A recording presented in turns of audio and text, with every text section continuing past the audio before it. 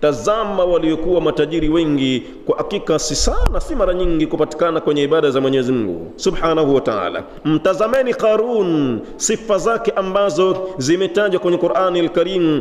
Yeye aliinuka akasema kwamba innama utituhu, mali hii kwa hakika nimepewa ala ilmin indi, kutokana na ilmu nilokuwa nayo. Na watu watatu katika Bani Israila waliojaribiwa, mmoja alikuwa kiwete, mmoja kipofu, mmoja ana mbalanga, hana manywele kabisa kabisa. Walipopelekewa na malaika na Mwenyezi Mungu kujaribiwa, wakafeli kwa sababu ya mali walizokuwa nazo. Mmoja tu ndo alookoka katika mali.